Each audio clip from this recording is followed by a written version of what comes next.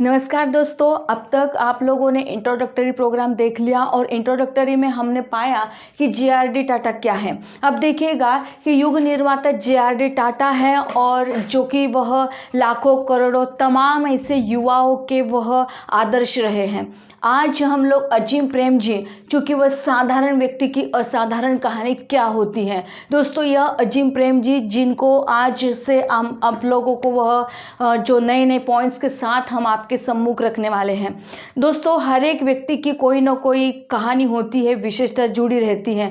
क्या ऐसी कहानी रही अजीम प्रेम जी की कि जो एक साधारण व्यक्ति के तौर पर रहे लेकिन वह असाधारण हो गए। तो चलिए दोस्तों, जानते हैं अजीम प्रेम जी का व्यक्तित्व क्या था, उनकी दिनचर्या क्या थी और जिसके माध्यम से आप सभी लोगों को एक प्रेरणा मिलने वाली है। तो अजीम प्रेम जी क्या कार्य करते थे और किस प्रकार से वो अपने साथियों के साथ वार्तालाप करते थे और किस प्रकार से उन्होंने अपनी नई नई कंपनियों को स्टार्ट करने का प्रयास किया। तो दोस्तों, अजीम प्रेम जी यह जो थे वह प्रतिदिन हमेशा 4:30 बजे सवेरे जगते थे, उठते थे। देखिएगा, यहाँ इस जगह पर हम लोगों को कितने बजे जगना है, यह आप लोगों को एक बहुत प्यारा सा संदेश दिया जा रहा है कि अजीम प्रेम जी प्रतिदिन 4:30 बजे सवेरे उठते थे। विप्रो के कार्यकलाप शुरू होने से पहले ही उनका इंतजार करने लगते थे। मतलब देखिएगा कि जब वह विप्रो के कार्यकलाप जो शुरू होता था तो उनसे पहले ही वह इंतजार करने लग जाते थे। उनके कई दोस्त एवं साथी उनको कहते भी थे कि विप्रो ही उनका भोजन है, श्वास एवं जीवन है।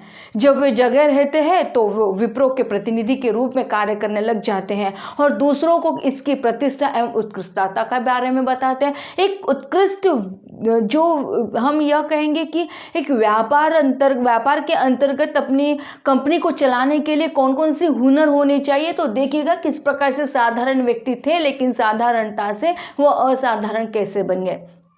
तो प्रेम जी ऐसे नियमों से हमेशा नफरत करते थे जो किसी व्यक्ति के लिए प्रति सप्ताह 40 कार्यकारी घंटे निर्धारित करते हैं। यह उन्हें किसी प्रकार से उपयुक्त नहीं लगता है। मतलब तय है कि यहाँ वे प्रतिदिन 14 घंटे काम कराते हैं। वे विप्रो के लिए सप्ताह में 90 घंटों से अधिक समय के लिए काम करते हैं। सवेरे 4:30 बजे से 7 बजे तक वे घर से ही काम करते हैं और उसके बाद दफ्तर पहुंचते हैं। उनकी कार्य प्रणाली को यहाँ इस जगह पर बताने का हमारा प्रयास होगा दोस्तों कि वो अर्ली मॉर्निंग में 4:30 बजे जगते थे और कौन कौन सा कार्य करते थे। बेंगलोर में यातायात इतना अधिक व्यस्त था और कामकाजी लोग अपनी जिंदगी का चौथाई समय दफ्तर आने जाने में ही बिता देते हैं और प्रतिदिन के यातायात में समय की अनावश्यक बर्बादी से बचने के लिए अजीम प्रेम जी अपने दफ्तर के नज़दीक ही रहा करते थे। और एक दूसरा जो परामर्श है इनके जरिए आपको मिल रहा है। पहला परामर्श जो आपको बताया गया कि आपको सवेरे 4:30 बजे जगना है। दूसरा परामर्श कि हमें कहाँ पर कि यातायात में अधिक व्यस्त होने के बावजूद भी जो कामकाजी लोग होते हैं आने जाने में अपने समय को बचा पाए, इसलिए हमें क्या करना है, दफ्तर के नजदीक ही रहने का प्रयास करना है। अजीम प्रेम जी की पत्नी जस्मीन, चूंकि वह मुंबई की है, भवनों के इंटीरियर में उनकी रुचि है। इसी दंपति के 2 बेटे हैं। मतलब अजीम प्रेम जी की जो पत्नी है उनका नाम है जस्मीन और उनके 2 बेटे हैं। एक का नाम है रिशाद एवं दूसरे का है तारिक।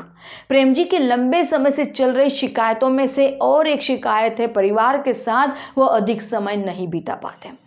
उनका परिवार उनकी इस मजबूरी को समझता भी है और उनकी मदद भी करता आ रहा है। देखिए ना, जब वह व्यक्ति अपने परिवार को छोड़कर किसी न किसी जगह पर वह पूरी तरीके से बिजी रहते हैं। कहाँ किस जगह पर, तो पता चल गया हम लोगों को कि विप्रो की कंपनी को बहुत अधिक ज़्यादा समय देने के कारण वह परिवार को समय नहीं दे पाते। ज़्यादातर अजीम प्रेम जी का नाश्ता या तो ग्राहकों के साथ ही या उनके पदाधिकारियों के साथ ही लगा दिया जाता है। यह एक किस्म का कार्यकारी नाश्ता होता है जहाँ खाने के साथ साथ व्यापार की भी बातें चलती है। मतलब यहाँ इस जगह पर और एक परामर्श मिल जाता है कि खाने के साथ साथ हमें वह भी चर्चा करनी चाहिए क्योंकि वह बातें व्यापार के तौर पर प्राप्त होती है। विप्रो में प्रेम जी का कार्यालय कक्ष बिल्कुल साधारण सा है। है ना। इसमें सुंदर चित्रकारिता है, मूर्तिकला के साथ साधारण सजावट की गई पाई जाती है। प्रेम जी ने अपने कक्ष का स्थिति निर्धारण इस प्रकार से किया है ताकि विप्रो के सुंदर एवं शानदार परिसर का संपूर्ण दृश्य उन्हें दिखाई दे। मतलब उन्होंने अपना जो कार्यालय है, अपना जो ऑफिस है, तो ऑफिस की सजावट उन्होंने कुछ इस प्रकार से कर दी है ताकि वह उनका जो परिसर है उनका वह दृश्य हमेशा दिखाई दे। इस प्रकार से प्रेम जी जो इस बात पर हमेशा जोर देते हैं कि प्रत्येक व्यक्ति को अपनी तंदुरुस्ती का भी उचित ध्यान रखना चाहिए। सीढ़ी चढ़ने के लिए लिफ्ट का प्रयोग करना उन्हें पसंद नहीं था। हालांकि उनका कार्यालय 10वीं मंजिल पर है, फिर भी वे तेजी से सीढ़ियां चढ़ और उतर सकते हैं। और एक परामर्श हमें इस जगह पर मिलता है कि हमें अपनी तंदुरुस्ती को, हमें अपनी सेहत को किस प्रकार से ठीक ठाक रखना है, क्योंकि हम सभी लोग शॉर्टकट का इस्तेमाल करते हैं और सीढ़ियां चढ़ने की बजाय हम लिफ्ट का प्रयोग करते हैं। लेकिन बड़े लोग जो जैसे महात्मा गांधी जी भी हमें पता है कि वो पैदल चलने के आदी थे और वो पैदल चला करते थे। ठीक उसी प्रकार इनका भी परामर्श अजीम प्रेम जी का भी है, क्योंकि वह सीढ़ियां चढ़ते थे। इतने बड़े मालिक होने के बावजूद भी वह सीढ़ियों को चढ़ने के साथ साथ वह लिफ्ट का प्रयोग न करते थे। अजीम प्रेम जी एक इंजीनियर स्नातक हैं, परंतु उनका दैनिक कार्य केवल प्रबंधन और प्रशासन तक ही सीमित होता है। उनके कार्य करने की स्फूर्ति उस अदम्य कारोबारी की तरह दिखाई देती है जिसने अभी अभी अपना नया व्यापार शुरू किया हो और विगत वर्षों में प्राप्त सीमित अनुभव और ज्ञान के साथ वे इसे बड़ी चतुराई से संभाल लेते हैं। देखिए ना, अपने कारोबार को बहुत ऊंचा कारागिर करने के लिए क्या होना चाहिए? चतुराई होनी चाहिए। और यहाँ इस जगह पर हमें अजीम प्रेम जी की चतुराई को भी दिखाई दिया जा रहा है। प्रतिदिन अनेक लोग अपनी अपनी समस्याओं को लेकर प्रेम जी से मिलने आते हैं और उनसे इनका सभी का निराकरण पूछते हैं। परामर्श लेने के लिए प्रतिदिन कई प्रकार की समस्याओं को, तमाम ऐसी समस्याएं होती हैं जिन सभी को लेकर जो अजीम प्रेम जी के साथ शेयर करते हैं और उसको निराकरण करने का भी प्रयास वह करते हैं। परंतु प्रेम जी यह अच्छी तरह से जानते हैं कि वे उनकी सभी समस्याओं का समाधान नहीं कर पाते, इसलिए वे उनकी समस्याओं का निराकरण कुछ दूसरे ढंग से करते हैं। वे समाधान जानने वाले व्यक्ति के समस्या के निराकरण के बारे में विस्तार से स्पष्टीकरण करने के लिए कह देते हैं और वे बड़े धैर्य से उन्हें सुनते रहते हैं और बीच बीच में प्रश्न पूछकर अपनी सभी शंकाओं को दूर करते रहते हैं। कई बार समस्याओं के बीच में से ही उनका समाधान मिल जाता है। जब विस्तार से धैर्य के साथ इस पर चर्चा भी की जाती है तो हल अपने आप सामने निकल आता है। प्रेम जी का विश्वास भी है कि समस्या का सामना करने वाला व्यक्ति ही सबसे अच्छी तरह से उसका हल ढूंढ सकता है। देखिएगा, प्रेम जी के हर एक स्वभाव की जो खासियत होती है वो हमारे सामने आ रही है। मतलब वह न केवल अपनी कंपनी की देखभाल करते थे बल्कि तमाम ऐसे लोगों को भी, उनकी समस्याओं को भी सुलझाने का प्रयास करते थे। जो लोग प्रेम जी से आविष्कारी विचारों के बारे में चर्चा करना चाहते हैं उन्हें जिर करने के लिए भी वह तैयार रहते थे। कोई भी प्रेम जी से किसी चीज के बारे में सरसरी तौर से पूछताछ नहीं कर सकता था, क्योंकि वे प्रत्येक चीज और प्रत्येक मामले की गहराई तक जाते थे और तभी अपना अंतिम निर्णय देते हैं। परंतु प्रेम जी को अपने परामर्श को दूसरों पर थोपने का स्वेच्छाचारी मनोवृत्ति उनकी नहीं है। यदि बैठक में अजीम प्रेम जी के विचारों पर किसी प्रकार की आपत्ति की जाती है तो वे कभी भी अपना धैर्य नहीं खोते। कभी कभी यदि उन्हें किसी प्रकार से क्रोध आ भी गया तो वे उसे कभी भी बाहर नहीं आने देते और न ही कभी जोर से बोलते हैं। देखिएगा, यहाँ इस जगह पर आपको 3 पॉइंट क्लियर हो रहे हैं। पहला पॉइंट, यदि उनके कानों पर उन किसी एक व्यक्ति ने कुछ भी कहा तो वह अपना धैर्य नहीं खोते थे, क्योंकि धैर्य खो देने वाले लोग बहुत होते हैं। यदि उन पर कभी यदि उन्हें किसी प्रकार से क्रोध आ भी जाता है तो अपने क्रोध को बाहर नहीं आने देते थे और क्रोध आ भी गया तो वह अपने ही अंदर वो उस क्रोध को दबा कर रखते थे, कभी भी वो जोर से नहीं बोलते थे। और इस सभी के बजाय वे अपने विचारों पर धीरज के साथ प्रभावी जोर देते हैं और यदि किसी वजह से उनके विचारों का प्रसंग गलत भी हो जाए तो वे किसी प्रकार से राय परिवर्तन करने में हिचकिचाते नहीं है। मतलब यदि उनकी राय गलत हो गई है तो वह राय चेंज करने में, परिवर्तन करने में भी कभी हिचकिचाए नहीं। प्रेम जी प्राय कहा करते हैं कि विप्रो में प्रत्येक व्यक्ति बराबर है ना। देखिएगा, उनकी कंपनी का हर एक व्यक्ति बराबर किस तरीके से है, मतलब तय है। यहाँ इस जगह पर वह साधारण व्यक्ति किस प्रकार से असाधारण के तौर पर पहुंच चुके हैं। तो प्रेम जी प्रायः कहा करते हैं कि विप्रो में प्रत्येक व्यक्ति बराबर है। वे इस बात का विशेष ध्यान रखते हैं कि उन्हें कार्यालय में विशेष महत्व न दिया जाए। एक बार विप्रो के कर्मचारी ने अपने वाहन को उस स्थान पर पार्क कर दिया जहां अजीम प्रेम जी हमेशा अपनी कार पार्क कर दिया। देखिए, एक इंसिडेंट आपके साथ शेयर करना चाहते हैं। इंसिडेंट कुछ इस प्रकार से कि एक बार विप्रो के कर्मचारी ने अपने वाहन को उस स्थान पर पार्क कर दिया जहां अजीम प्रेम जी हमेशा अपनी कार को पार्क कर दिया करते थे। विप्रो के अधिकारियों को जब इस बात का पता चला तो उन्होंने एक कड़ा परिपत्र जारी कर दिया कि भविष्य में कोई भी व्यक्ति उस विशेष जगह पर अपनी गाड़ी पार्क नहीं करेगा। अजीम प्रेम जी ने जब उस परिपत्र को पढ़ा तो उन्होंने तुरंत उसका जवाब भेज दिया। और जवाब में क्या लिखा था? Can you guess? नहीं। देखिएगा, उनका जवाब जो था वह कितना मार्मिक था। कोई भी व्यक्ति खाली जगह पर अपने वाहनों को खड़ा कर सकता है। यदि मुझे वही जगह चाहिए तो मुझे कार्यालय में दूसरों से पहले आना होगा। कितनी बड़ी बात। रोंगटे खड़े हो जाते हैं दोस्तों जब ये सारी चीज़ों को देखते हैं कि एक कंपनी का मालिक जब इस प्रकार से वक्तव्य देता है तो कोई भी व्यक्ति खाली जगह पर अपने वाहनों को खड़ा कर सकता है। यदि मुझे वही जगह चाहिए तो मुझे कार्यालय में दूसरों से पहले आना होगा। अभी तक दोस्तों ये कहने वाले मालिक नहीं जन्म लिए।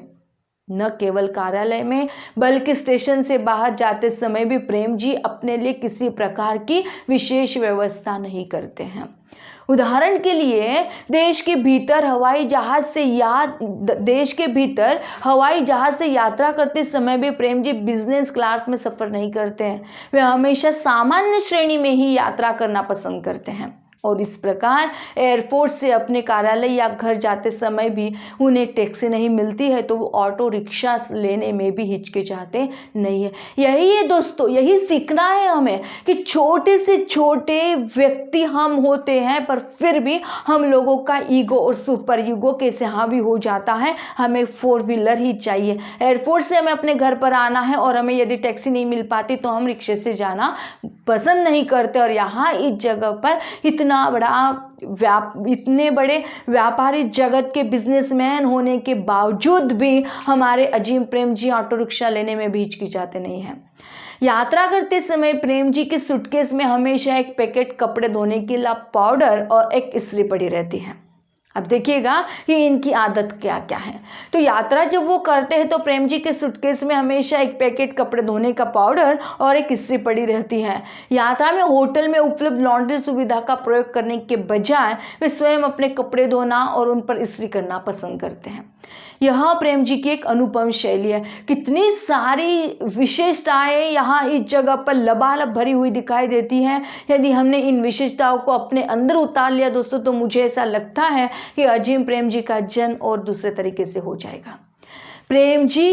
यदि हम प्रेम जी की स्मितव्ययी मनोवृत्ति के बारे में अनेक अफवाहों को, खबरों को या दिल्लगियों को जो चल पड़ी है, कुछ एक लोग जो इस प्रकार के अत्यधिक मितव्ययी क्रियाओं से चिढ़ भी जाते हैं, विप्रो को छोड़ भी चुके हैं, परंतु प्रेम जी का दृढ़ विश्वास है कि किसी भी संगठन को आगे चलकर अपने अनावश्यक खर्चों पर हमें कमी करनी ही पड़ेगी।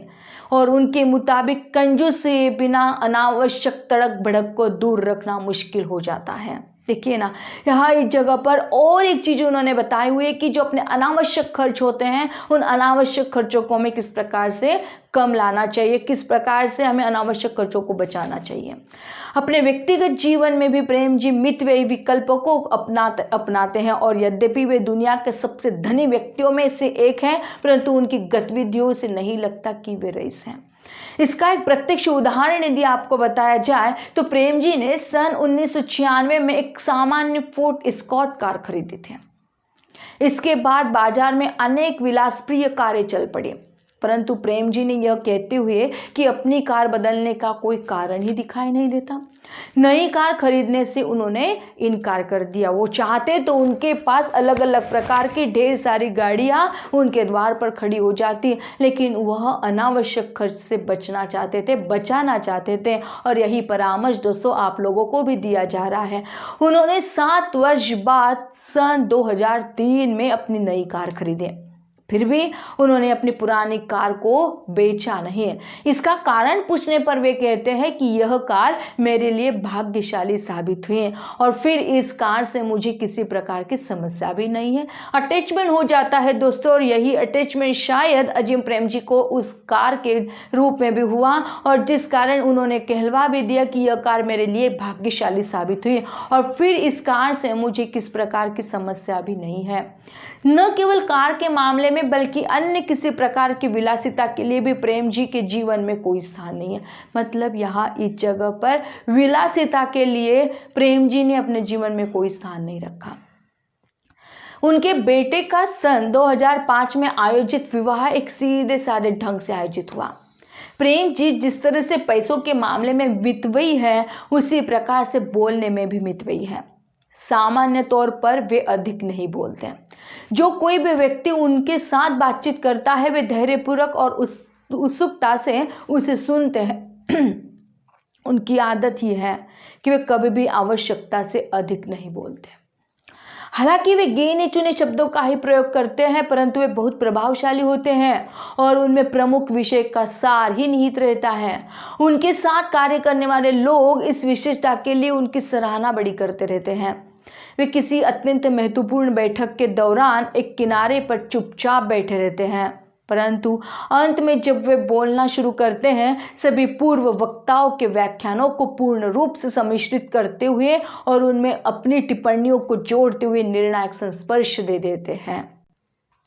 इस प्रकार की बैठकों के लिए प्रेम जी काफी तैयारियां करते हैं और उनका यह नियम भी है, यदि किसी बैठक को 1 घंटा चलाना है तो उन्हें इसके भाषण के लिए 1 घंटे की तैयारी भी करनी चाहिए। दोस्तों यहाँ इस जगह पर आपको और एक चीज सीखने को, देखिए ना कितने सारे पॉइंट्स आप लोगों को मिल रहे हैं कि आपको कितने बजे जगना है, किस प्रकार की तैयारी करनी चाहिए, कहाँ किस जगह पर आपको बर्ताव कैसे करना चाहिए। यहाँ इस जगह पर यदि हमें 45 मिनट्स के लिए बोलना है तो हमें सबसे पहले बोलने से पहले हमें क्या करनी चाहिए, तैयारी भी करनी चाहिए। और इसी तरह से प्रेम जी प्रत्येक चीज को संख्याओं में व्यक्त करने पर जोर देते हैं। उदाहरण के लिए वो यदि कहना चाहते तो मेरी टीम में प्रत्येक व्यक्ति अपने वेतन से असंतुष्ट है के स्थान पर वे यह स्पष्ट रूप से कहना चाहते हैं कि वे अपने वेतन में 12% की वृद्धि की मांग कर रहे हैं। बाजार की स्थिति से तुलना करने पर यह उचित उनकी मांग है। यही कारण है दोस्तों कि प्रेम जी अल्पावधिक योजनाओं पर अत्यधिक विश्वास करते हैं। वे तात्कालिक भविष्य के लिए योजनाएं बनाना पसंद करते हैं और अगले 1 माह, 3 माह, 6 माह, 1 वर्ष और 3 वर्ष की योजनाएं बनाकर धीरे धीरे उनमें प्रगति लाना उन्हें पूरा पसंद करते हैं। वर्ष के अंत में अर्थात दिसंबर और जनवरी के महीने में प्रेम जी के डर के निकटतम कर्मचारियों के साथ वो बैठते हैं। देखिए वर्ष के अंत में अर्थात दिसंबर और जनवरी के महीने में प्रेम जी केडर के निकटतम कर्मचारियों के साथ बैठते हैं और उनके लिए आगामी 3 वर्षों की कार्य योजना तैयार करते हैं। कितने बड़े व्यक्ति है देखिएगा, मतलब कर्मचारियों के साथ किस प्रकार का बर्ताव करना चाहिए, उनके बारे में क्या सोचना चाहिए, कैसा प्लान करना चाहिए, ये इन्हीं से सीखे। अर्थात सन 2012 के अंत में अगले 3 वर्ष माने 2013, 2014, 2015 की योजनाएं तैयार की जाती है। बाद में पूर्ववर्ती सन 2012 के आधार पर 2013 से 2015 तक की 3 वर्ष की योजनाओं को एवं 2012 के अंत में तैयार की जाएगी। इतना बड़ा प्लान हमारे अजीम जी का रहता है और इस प्रकार प्रत्येक व्यक्ति के लिए 3 वर्षीय योजनाएं तैयार करने के बाद प्रेम जी उन कारोबारी प्रभागों पर ध्यान देना आरंभ करते हैं जो उनके सीधे प्रबंधन के अंतर्गत आते हैं। उदाहरण के लिए यदि माना जाए तो प्रत्येक प्रभाग जैसे बीपीओ हुआ, कॉल सेंटर प्रभाग हुआ, अनुसंधान प्रभाग हुआ आदि पर व्यक्तिगत रूप से ध्यान दिया जाता है। पर्सनली वो कांटेक्ट करते हैं और पर्सनली ध्यान देते हैं और उनके लिए भावी योजनाएं तैयार की जाती हैं। और इस प्रक्रिया के दौरान जिसे प्रतिवर्ष जनवरी, फरवरी और मार्च में अपनाया जाता है, कुछ महत्वपूर्ण प्रश्नों के उत्तर कैसे होने चाहिए तो वह किस प्रकार से उसे डिस्ट्रीब्यूट करते देखिएगा कि प्रत्येक प्रभाग के लक्ष्य क्या है। हर एक जो प्रभाग है उस प्रभाग का लक्ष्य क्या है, स्थापित लक्ष्यों को प्राप्त करने के लिए किन विधियों का अनुसरण किया जाएगा, विधियों को निष्पादित करने की जिम्मेदारियां क्या होती हैं। और यहाँ इस जगह पर उन्होंने बताने का प्रयास किया कि अप्रैल और मई के महीनों में प्रेम जी प्रतिभाशाली लोगों एवं विभाग प्रमुखों की तलाश पर ध्यान देते हैं और इस उद्देश्य के लिए विप्रो में एक निरंतर प्रशिक्षण कार्यक्रम, जिसे नेतृत्व विकास कार्यक्रम की व्यवस्था कहा जाता है, जिसका आयोजन किया जाता है। प्रेम जी का विचार है कि अच्छी टीम के निर्माण के लिए प्रतिभाशाली प्रमुखों की आवश्यकता पड़ती है और इसीलिए वे उन कर्मचारियों के साथ अधिक समय गुजारते हैं जिन्हें विप्रो के भावी प्रमुखों के तौर पर देखा जाता है और उन्हें प्रत्येक तरीकों से मार्गदर्शन वो देते रहते हैं। दोस्तों, यहाँ इस जगह पर यदि हमें अपनी उच्चतम मंजिलों तक पहुँचना है तो हमें अपने कार्य में बड़ी ईमानदारी के साथ अपने कार्य को पूरा करने की जिम्मेदारी हमें अपने कंधों पर लेनी चाहिए, जिससे हमारी जो कंपनी वो आगे अपना मार्गदर्शन लेती रहे।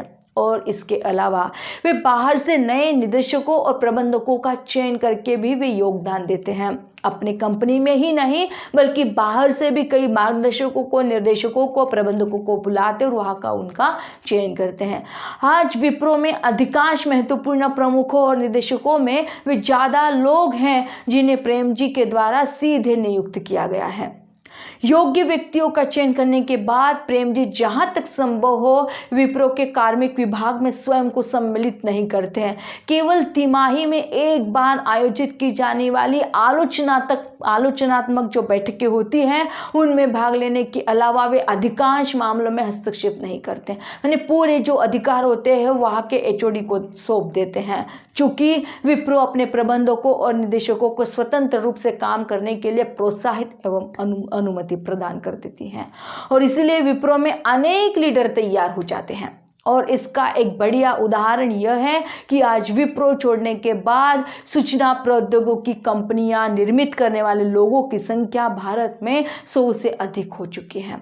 यही सच है कि विप्रो द्वारा तैयार किए गए लीडरों द्वारा अपना स्वयं का काम शुरू करने से विप्रो की काफ़ी हानि जरूर होती है, परंतु न तो विप्रो और न ही प्रेम जी इस कारण की वजह से अपनी कार्यशैली में किसी प्रकार का बदलाव करना चाहते हैं। अजीम प्रेम जी कहते हैं दोस्तों कि दूसरी कंपनियों की तुलना में यहाँ कार्य करने वाले लोगों को अल्प समयावधि में ही अधिक से अधिक जिम्मेदारियां संभालने के लिए प्रोत्साहित किया जाता है, जिससे उन्हें काफ़ी अनुभव हो जाता है और उनका दृढ़ विश्वास भी यही है कि इससे विप्रो के स्वरूप में कई गुना वृद्धि हो जाएगी। कुछ लोकप्रिय उदाहरण हैं कि माइंड कंसल्टिंग है, अस्टिक सॉफ्टवेयर है, फेबमार्ट है। प्रेम जी किसी पर दबाव डालकर काम कराना पसंद नहीं करते। उनकी खासियत क्या है देखिएगा, प्रेम जी किसी पर भी दबाव डालकर काम करना पसंद नहीं करते, किसी को भी प्रेशराइज करना उन्हें बिल्कुल पसंद नहीं है। उन्हें पूरा भरोसा रहता है कि यदि वे अपने साथियों के साथ विचारों और आवश्यकताओं का स्पष्ट रूप से आदान प्रदान करेंगे तो उनमें कार्यगत परिपक्वता आएगी। इसलिए वे उनके काम में उन्हें पूर्ण स्वतंत्रता देने में किसी भी प्रकार की हिचकिचाहट नहीं करते हैं। क्योंकि प्रेम जी अपनी अपेक्षाओं को स्पष्ट और निष्कपट रूप से अपने साथियों को बताते हैं और इसलिए उनके जो साथी हैं यही सोचते हैं कि उन्हें प्रेम जी को निराश नहीं करना चाहिए और अपने कार्य को सही ढंग से पूरा करना चाहिए। प्रेम जी की शक्ति इस बात पर भी निर्भर करती है कि वे सक्षम व्यक्तियों के बीच सही ढंग से जिम्मेदारियां बांटें और उनसे काम लें और इसी वजह से उन्हें वर्ष के उत्तरार्ध में अर्थात जून से दिसंबर तक काफ़ी फुर्सत मिल जाती है और वे इस समय का उपयोग अपने ग्राहकों के साथ मेल जोल करके रखा करते हैं। प्रेम जी का विश्वास भी यही है कि कंपनी के प्रमुखों और अंतिम ग्राहकों के बीच अनावश्यक स्तर नहीं होने चाहिए। जब स्तरों में अधिकृति होती है या अंतराल बढ़ जाता है तो इससे ग्राहकों की पसंद और कंपनी की सेवाओं के बारे में उनकी राय की जानकारी के बिना कंपनी के कार्य करने की जोखिम बढ़ता ही चला जाता है। प्रेम जी को इस बात का पूर्ण आभास था कि इसलिए उन्होंने अधिकांश ग्राहकों से सीधा संपर्क करने और उनसे बातचीत करने की आदत भी टाल दी थी और इस प्रकार की बैठकों के दरमियान प्रेम जी कारोबार के बारे में चर्चा नहीं करते हैं, बल्कि वे विप्रो से संबंधित व्यक्तियों की कारोबारी व्यवहारों की जिम्मेदारियों को सौंप देते हैं और विप्रो की सेवाओं के संबंध में ग्राहकों के विचारों को सुनते रहते हैं। उदाहरण के तौर पर प्रेम जी अपने ग्राहकों से निम्नलिखित जो महत्वपूर्ण सूचनाएं होती हैं, उदाहरण के लिए यदि प्रेम जी अपने ग्राहकों से महत्वपूर्ण सूचनाएं होती तो वो सूचनाएं कौन सी उसे हासिल करने का प्रयास करते दोस्तों, वे कौन से क्षेत्र है जहां हम सही हैं और जहां हम सही नहीं हैं। क्या आप आज तक विप्रो की सेवाओं से संतुष्ट हैं? और यदि आप संतुष्ट हैं तो कहां तक है? यदि नहीं है तो आप क्या परिवर्तन लाना चाहते हैं? वे कौन कौन से तरीके हैं जिनसे हम स्वयं को सुधार सकते हैं? वे कौन से क्षेत्र हैं जहां हमें सुधार लाने की जरूरत है? और आप किस प्रकार से सोचते हैं कि हमारे प्रतियोगी हमसे अच्छा काम कर रहे हैं?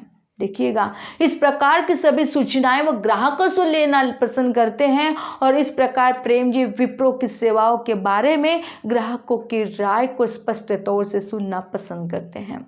इससे अनावश्यक गतिरोधों को और संबंधों के प्रमुख विच्छेदों को दूर करने तथा उनको समस्याओं को तुरंत जानने को और उन समस्याओं को सुलझाने में मदद मिल जाती है। यहाँ पर एक महत्वपूर्ण चीज का उल्लेख करना जरूरी है मेरे प्यारे दोस्तों, यदि कोई ग्राहक विप्रो के अलावा किसी अन्य कंपनी का चयन यदि करता है तो प्रेम जी कभी निराश नहीं होते हैं, बल्कि वे उस ग्राहक से अपनी प्रतिष्ठा और प्रशंसा प्राप्त करने के लिए कठिन से कठिन प्रयास करने के लिए लोलुप हो जाते हैं। प्रेम जी के अथक प्रयासों के सबूत के तौर पर एक मजेदार घटना कुछ इस प्रकार से हम आपके साथ शेयर करना चाहते हैं कि सत्यम कंप्यूटर्स विप्रो का एक कारोबारी प्रतिद्वंदी है और इसी के अध्यक्ष हैं रामलिंगम राजू, अजीम प्रेम जी के बड़े अच्छे मित्र। एक बार प्रेम जी जब अपने काम के संबंध में हैदराबाद गए तो उन्होंने रामलिंग राजू से मिलने की इच्छा जाहिर की। वे सत्यम कंप्यूटर्स के कार्यालय में गए, वहां उन्हें एक प्रतीक्षालय में इंतजार करने को कहा गया और उसी कक्ष में एक दूसरे सज्जन भी थे। प्रेम जी ने उन सज्जन को अपना परिचय दिया और उनसे बात करने लग गए। बातचीत के दौरान प्रेम जी को पता चला कि उन सज्जन ने अपनी कंपनी सॉफ्टवेयर सेवा की आवश्यकता के लिए विप्रो की जगह सत्यम कंप्यूटर्स का चुनाव किया था। यह सुनकर अजीम प्रेम जी अपने आप को रोक न पाए। उन्होंने उत्सुकता से पूछा कि विप्रो के साथ आपकी क्या समस्या थी? आप अपने निर्णय पर फिर से गौर क्यों नहीं करते? प्रेम जी हमेशा ही स्वयं को विप्रो को पूर्णकालिक प्रतिनिधि मानते हैं। उस समय वे यह भी भूल गए कि वे अपने प्रतिद्वंदी सत्यम कंप्यूटर्स के कार्यालय में बैठे हैं। प्रेम जी हमेशा यही कहते हैं, हमें अपने प्रतिद्वंदियों का सम्मान करना चाहिए और यहाँ तक कि उन्हें अत्यधिक महत्व देना भी गलत नहीं है। यह एक प्रकार से प्रतिद्वंदी के बारे में निरंतर डरते रहना अच्छी बात है। और एक परामर्श से आप लोगों को बता दें दोस्तों कि हमारे जो प्रतिद्वंदी होते हैं उन प्रतिद्वंदियों को हमें किस प्रकार से कार्यरत करना चाहिए, इससे हमें सीख मिल जाती है।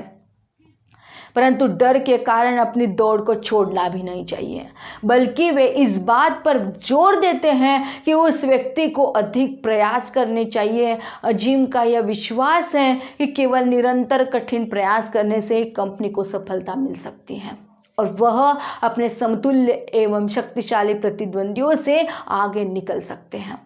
अजीम प्रेम जी एक महान वक्ता भी है। वे अपने भाषण को लंबा करके श्रोताओं को थकाते नहीं हैं, बल्कि वे अपने विषय को अलग अलग प्रसंगों में बांटकर इसे एक उपयुक्त भाषण का रूप प्रदान कर देते हैं। वे मानते हैं कि ऐसा करके वे अपनी रायों को एवं अपने विचारों को सही ढंग से व्यक्त कर सकते हैं। प्रेम जी इस बात का पूरा ध्यान रखते हैं दोस्तों, ध्यान से सुनिएगा कि विप्रो को चलाने के लिए, विप्रो कंपनी को आगे बढ़ाने के लिए अजीम प्रेम जी ने कौन कौन से कार्य किए। तो प्रेम जी इस बात का हमेशा ध्यान रखा करते थे कि विप्रो के प्रत्येक कर्मचारी को कंपनी के नियमों के बेसिक मूल्यों की जानकारी होनी चाहिए। विशेष तौर पर ईमानदारी के रास्तों को अपनाने पर अधिक बल दिया जाता है। एक बार जब नए कर्मचारियों के प्रशिक्षण सत्र के दौरान अजीम प्रेमजी ने कहा, हमें किसी भी कारण से और किन्हीं भी परिस्थितियों में सत्य के मार्ग को नहीं छोड़ना चाहिए। ये सत्यान्वेषी है मेरे प्यारे दोस्तों, इन्हीं सत्यान्वेषियों से हमारा जग जीवित है, संसार जीवित है। और इस सत्यान्वेषियों ने क्या क्या कहा है कि हमें किसी भी कारण से और किन्हीं भी परिस्थितियों में सत्य के मार्ग को नहीं छोड़ना चाहिए। और एक परामर्श आपके साथ जुड़ गया। सत्र में एक व्यक्ति ने व्यंग्यात्मक रूप से टिप्पणी करते हुए उनसे कहा, क्या वर्तमान परिस्थिति में ऐसा करना संभव है? तो प्रेम जी ने जोर देते हुए उनका जवाब कितना प्यारा था, मार्मिक था, सुनिएगा। यह निश्चित तौर पर संभव है। और व्यक्ति व्यंग्यात्मक रूप से टिप्पणी कर रहा है और पूछ रहा है, क्या वर्तमान परिस्थिति में सत्य के मार्ग पर चलना संभव है? प्रेम जी का मार्मिक जवाब सुनिएगा, यह निश्चित तौर पर संभव है। 100 में से 80 व्यापार ईमानदारी से किए जाते हैं। हम बचे हुए 20% के बारे में क्यों चिंता करें? क्या हम केवल उन्हीं 80% पर अपना ध्यान केंद्रित नहीं कर सकते? युवा व्यक्ति ने पूछा, मान लीजिए यदि कल 80 या 20% का अनुपात पलटकर 20-80% हो जाता है और सारा संसार भ्रष्टाचार का ही समर्थन करने लग जाता है, तब क्या होगा? तब भी मैं गलत रास्ते पर जाने की बजाय विप्रो को बंद करना पसंद करूंगा, अजीम जी ने कहा।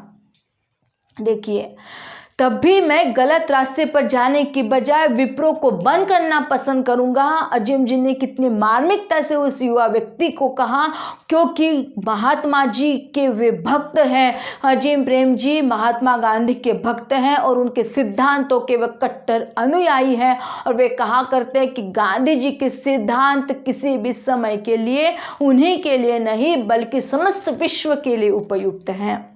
कुछ अन्य लोकप्रिय लोग हैं कि जो प्रेम जी को हमेशा ही चाहते रहे हैं और उनकी प्रेरणा के वो स्रोत रहे हैं। JRD टाटा, टाटा समूह की कंपनियों के पूर्व अध्यक्ष। जैक वेल्क, चूंकि वह जनरल इलेक्ट्रिक कंपनी के पूर्व अध्यक्ष रहे। जेफ एमेल्ट, चूंकि वह जनरल इलेक्ट्रिक कंपनी के अध्यक्ष हैं। बिल गेट्स माइक्रोसॉफ्ट कंपनी के संस्थापक हैं और माइकल डेल समूह की कंपनियों के संस्थापक अध्यक्ष रहे। प्रेम जी हमेशा विप्रो की गतिविधियों में व्यस्त रहते। देखिए, ये जो लोग हमने आपको अभी अभी शेयर किए, ये सारे के सारे लोग हमारे अजीम प्रेम जी के प्रेम में, उनके प्रेम जाल में फंस गए थे। प्रेम जी हमेशा विप्रो की गतिविधियों में व्यस्त रहते हैं और स्वयं के लिए मुश्किल से फुर्सत निकाल पाते हैं। वे अपने पुराने दिनों के शौकों को वह अपनाना पसंद करते हैं, जो जैसे छोटे छोटे भ्रमण और पर्यटन। अधिकतर वे अकेले यात्रा करना ही पसंद करते हैं। भले ही प्रेम जी किसी मनोरम पर्यटन स्थल का अकेले दौरा करें, परंतु वे अपने दिमाग से विप्रो के विचारों को दूर नहीं कर पाते। चाहे वे विश्रांतिदायी भ्रमण में कहीं दूर ही क्यों न चले गए हो, फिर भी वे ईमेलों के माध्यम से, टेलीफोन कॉलों के मार्फत हमेशा विप्रो से संपर्क बनाए रखते हैं। प्रेम जी जिस एक चीज को नापसंद करते हैं वो कौन सी? अनावश्यक रूप से गपशप करना और समय की बर्बादी करना उन्हें बिल्कुल पसंद नहीं है। यही एक कारण है कि जिसकी वजह से अधिकांश कॉर्पोरेट पार्टियों में वे हिस्सा ही नहीं लेते हैं। वे यह मानते हैं कि वहाँ समय बर्बाद करने की बजाय वे एक अच्छी पुस्तक पढ़ सकते हैं या प्रकृति का आनंद लेने के लिए वे छोटे भ्रमण पर जा सकते हैं। यहाँ इस जगह पर 2 चीज़ें आपको बताने का प्रयास हमारा होगा कि प्रेम जी बहुत अच्छे पढ़ाकू थे, वे बहुत अच्छा पढ़ने में माहिर थे और साथ साथ वह पर्यटनवादी भी थे। पढ़ने के लिए पुस्तकों का चयन करते समय प्रेम जी की कोई विशिष्ट पसंद नहीं रहा करती थी। वे सिर्फ यह देखते थे कि उस पुस्तक विषय से उन्हें कोई लाभ होगा या नहीं। उन्हें ऐसी पुस्तकों को ढूंढने और खरीदने का समय ही नहीं मिल पाता था जो उनके लिए लाभदायी होगी। इसलिए वे केवल वही पुस्तकें खरीदते थे जिनके लिए उनके मित्र जोरदार सिफारिश किया करते थे। वे अधिकांश प्रबंधन से संबंधित पुस्तकें पढ़ते हैं। पढ़ने की अतिरिक्त प्रेम जी एक और चीज पसंद करते हैं और वह है अच्छा संगीत सुनना और सुंदर चित्रों एवं मूर्तियों का संग्रहण करना। यहाँ भी वे भारी कीमत से प्रसिद्ध कलाकारों की चित्रकारी या मूर्ति कलाओं को खरीदने की बजाय उदीयमान और उभरते हुए कलाकारों को प्रोत्साहित करना पसंद करते हैं। देखिए दोस्तों, कौन कौन सी खासियत है। उनको चित्रकारिता बहुत अच्छी लगती है, मूर्तिकला उनको अच्छी लगती है, उनको पर्यटन करना अच्छा लगता है, उनको संगीत सुनना अच्छा लगता है, वो गांधीवादी सिद्धांतों को अपनाने के लिए माहिर है, वो पढ़ने के लिए नई नई किताबों को पढ़ना पसंद करते हैं। और प्रेम जी अपने युवा दिनों में खेलों में अत्यधिक रुचि रखा करते थे। अब इसके लिए समय नहीं मिलता है, पर अभी भी कभी जब भी उन्हें समय मिलता तो वो गोल्फ खेलते हैं, स्कीइंग करते हैं। पहले वे टेनिस खेला करते थे, परंतु अब उनमें यह रुचि नहीं रही। भारत में अल्पसंख्यक मुस्लिम समुदाय में जन्म से लेकर उन्हें देश की धर्मनिरपेक्षता पर अत्यधिक गर्व रहा। सन 2005 की यदि बात करते हैं तो सन 2005 में गार्जियन में एक साक्षात्कार के दौरान उन्होंने कहा, हमारे प्रधानमंत्री सिख हैं जो एक अल्पसंख्यक समुदाय के हैं, हमारे राष्ट्रपति एक मुस्लिम हैं, प्रमुख पार्टी कांग्रेस के लीडर एक ईसाई हैं और विपक्ष के नेता हिंदू हैं। किसी भी देश में इस प्रकार का उदाहरण मिलना कठिन हो जाता है। अजीम प्रेम जी जोर देकर कहते हैं कि प्रत्येक व्यक्ति को सब धर्मों का आदर करना चाहिए। वे स्वयं खुद हिंदू मंदिरों में चले जाते हैं। उन्होंने स्पष्ट रूप से ये घोषणा की है कि उनकी कंपनी में किसी को भी धर्म या जाति के आधार पर पद नहीं दिया गया है। किसी भी आयोजन में सामान्य तौर से पूछा जाने वाला प्रश्न होता है, क्या आप राजनीति में जाएंगे? जब यह प्रश्न हमारे प्रेम जी को पूछा गया तो उन्होंने इसका कितना व्यावहारिक एवं मार्मिक उत्तर दिया। उन्होंने कहा, व्यक्तिगत तौर पर जहां तक आवश्यकताओं का संबंध होता है, मैं उन्हें जिस तरह से चाहता हूं उसी तरह से प्राप्त करने के लिए सख्त हूं, परंतु राजनीति में ऐसा नहीं है। इसमें अनेक समझौते करने पड़ते हैं और इसलिए राजनीति मेरे लिए उपयुक्त नहीं है। इसी तरह प्रेम जी व्यक्तिगत जीवन से संबंधित किसी प्रश्न का उत्तर देने के पक्ष में नहीं रहते हैं। हालांकि वे भारत के सबसे धनी व्यक्तियों में से एक हैं, परंतु मीडिया को उनके परिवार के बारे में बहुत कम जानकारी है। प्रेम जी किसी पारिवारिक सूचना एवं प्रिंट मीडिया के प्रकट न करने के लिए अडिग रहते हैं, क्योंकि इससे अनावश्यक तौर पर उनके बारे में प्रश्न पूछे जाते हैं। वे अपने बारे में की जाने वाली लोक प्रसिद्धि से घृणा करते हैं। वे कहते हैं, प्रत्येक व्यक्ति मुझे उस जानवर की तरह सोचने के लिए मजबूर कर देता है जिसे किसी चिड़ियाघर के पिंजरे में बंद करके रख दिया जाता है। इसलिए वे हमेशा ही मीडिया से दूरी बनाए रखते हैं और प्रायः पत्रिकाओं एवं टेलीविजन चैनलों में साक्षात्कार देना पसंद नहीं करते हैं। विप्रो के शेयरों का प्रमुख भाग प्रेम जी के पास है। केवल इन्हीं शेयरों के बाजार मूल्यों के आधार पर ही उनकी गिनती सबसे धनी व्यक्तियों में की जाती है, परंतु इस प्रकार के आरोपों को वो कभी भी परवाह नहीं करते हैं। इस कारण यह है कि उन्होंने अपने कारोबार में अनेक उतार चढ़ाव देखे दोस्तों, लेकिन उनकी राय कितनी प्यारी है देखिएगा। उनकी राय है कि किसी भी कंपनी को इसके तात्कालिक और लंबी अवधि के लक्ष्यों को उपलब्ध कराने के उद्देश्य से काम करते रहना चाहिए, न कि उसके शेयरों की कीमतों को बढ़ाने के उद्देश्य से। एक बार अजीम प्रेम जी से उनकी कमजोरी के बारे में पूछा गया। उन्होंने कहा, देखिए किस प्रकार के सवाल करते हैं लोग, और यहाँ इस जगह पर उन्होंने कितनी मार्मिकता से उनके प्रश्नों का उत्तर दिया। उन्होंने कहा कि मैं सामान्य तौर पर जोखिम नहीं उठाता। यदि कोई व्यक्ति बारीकी से विप्रो की वृद्धि की छानबीन करे तो ऐसा प्रतीत होता है कि अजीम प्रेम जी की इसी प्रवृत्ति के कारण विप्रो निरंतर दूसरे या तीसरे स्थानों पर ही रही है। और इसी के साथ साथ इस उद्योग में नए नए आविष्कारी विचारों का स्वागत करने के लिए और उन्हें बढ़ावा देने के लिए प्रेम जी के समान और दूसरा कोई है ही नहीं। क्योंकि हमने स्टार्टिंग में ही देखा कि अर्ली मॉर्निंग से जगते ही सोने तक वह केवल और केवल उनके दिल में, दिमाग में, हाथों में और हर किसी उनकी धमनियों में बहने वाला खून भी शायद केवल और केवल विप्रो के लिए बना हुआ हो। और इसी के साथ प्रेम जी ने विप्रो में एक संगठन उत्कृष्टता का केंद्र भी खोल दिया, जो नवीनतम विचारों के लिए पूर्णकालिक रूप से काम करता है। नई योजनाओं और विचारों को मूर्त रूप देने के लिए सैकड़ों लोग निरंतर इस संगठन में काम करते हैं। प्रेम जी कहा करते हैं कि जरूरी नहीं है कि आज की सफलता कल भी कायम रहे। अपनी उपलब्धियों के बारे में वे हाँकते नहीं हैं, दूसरी ओर वे संतुष्ट भी नहीं रहते हैं।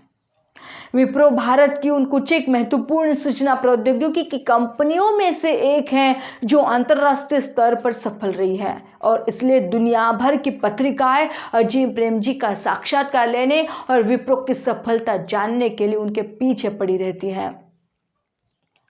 ऐसे पत्रकार जब उनसे पूछते हैं कि आपने इस उद्योग में काफ़ी सफलता हासिल कर ली है, तो प्रेम जी तुरंत इसमें सुधार करते हुए कहते हैं, हमने कुछ हद तक सफलता प्राप्त की है, परंतु अभी भी बहुत कुछ प्राप्त करना बाकी है।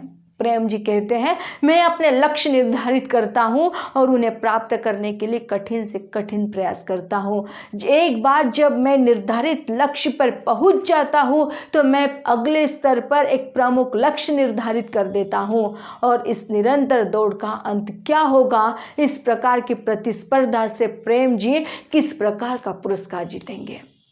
प्रेम जी इस भावना पर विश्वास करते हैं कि मैंने कुछ प्राप्त किया, यही सबसे बड़ा पुरस्कार है और वो यह भी कहते हैं कि मैं अपने कार्य से ही प्रेम करता हूं और यही मेरी प्रकृति है। उनकी वर्तमान अभिलाषा विप्रो को सूचना प्रौद्योगिकी के उद्योग में सबसे ऊपर के अर्थात 10 स्थानों में पहुंचाना है। उसे हासिल करने के लिए विप्रो का आज की स्थिति में दुगना विस्तार होना चाहिए। विप्रो इस कड़ी चुनौती का सामना करने के लिए तैयार है। प्रेम जी ने स्पष्ट तौर से यह बता दिया कि विप्रो को किसी भी हालत में सर्वप्रथम 10 स्थानों में आना जरूरी है। तब तक उनके पास अन्य कोई योजना नहीं है, लक्ष्यों की कोई कमी नहीं है। सर्वप्रथम 5, सर्वप्रथम 3, सर्वप्रथम 1। प्रेम जी के अनुसार जीवन एक अविरल दौड़ है। यहाँ पुरस्कार दौड़ जीतने के बाद नहीं दिया जाता, बल्कि दौड़ लगाने का अनुभव ही स्वयं में एक महान पुरस्कार है। और यहाँ इस जगह पर हमारा साधारण व्यक्ति की असाधारण कहानी, यह जो पॉइंट हमने उठाया था वह किस प्रकार से साधारण व्यक्ति थे और साधारण तौर से असाधारण किस प्रकार से पाए गए, यहाँ इस जगह पर हमारा कंप्लीट हो गया है।